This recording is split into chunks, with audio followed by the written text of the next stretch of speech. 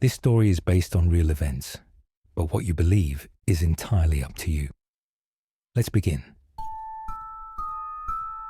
The house that death built. Old Town San Diego, California. Thomas Whaley, a prosperous merchant who struck it rich during the California gold rush, arrived in San Diego with big dreams.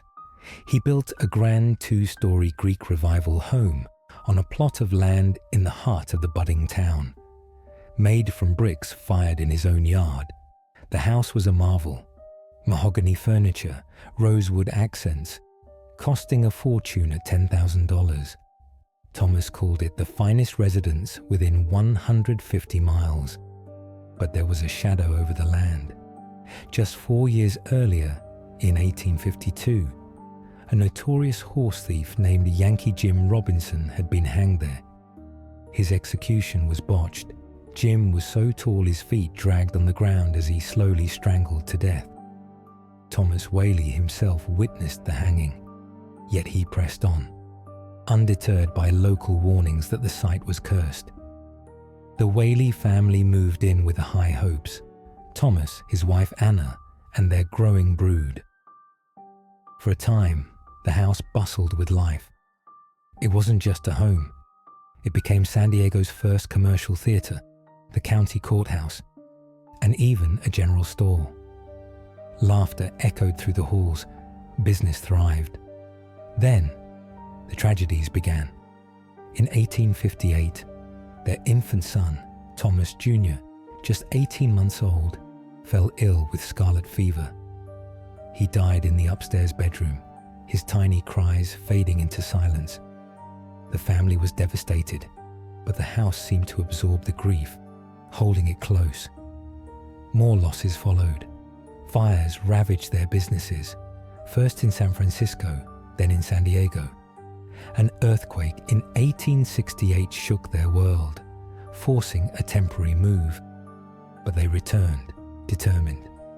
The deepest cut came in 1885. Their daughter Violet, heartbroken after a sham marriage to a con man who abandoned her, sank into despair. One August day, in the upstairs of the house, she took her father's gun and ended her life. She was only 22. Her suicide note quoted a poem. Mad from life's history, swift to death's mystery, glad to be hurled anywhere out of this world. Thomas Whaley passed in 1890, followed by other family members. The house stood empty for years, whispers of misfortune clinging to its walls like dust. By the early 1900s, it reopened as a museum, preserved by the remaining Whaleys. But visitors soon noticed. Something wasn't right.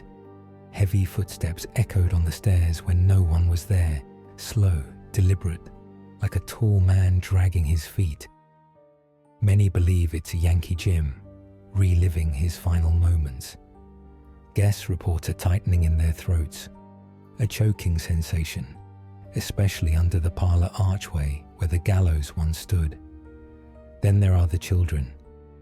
Laughter and giggles float through empty rooms, followed by the patter of small feet. Some hear a baby crying in the night, the mournful wail of little Thomas Jr. Orbs of light dance in photos, and cold spots grip the air where he died. Anna Whaley's presence is gentler. The scent of French perfume wafts through the garden she loved, or visitors feel a warm brush on their arm, as if she's welcoming them. But her husband Thomas, he's often seen at the top of the stairs, a stern figure in period clothes, glaring down as if to say, "This is my house." Violet's room is the saddest. Overwhelming waves of sorrow wash over people there. Temperatures plummet, and some hear soft sobbing. Chandeliers sway without wind, lights flicker, doors creak open on their own. Even animals haunt the place. Phantom barks echo, and invisible tails wag against legs, perhaps the family's long-gone dog Dolly. Over the decades, the phenomena escalated. In 1964, TV host Regis Philbin visited and saw a filmy white apparition of a woman in the parlor, likely Anna.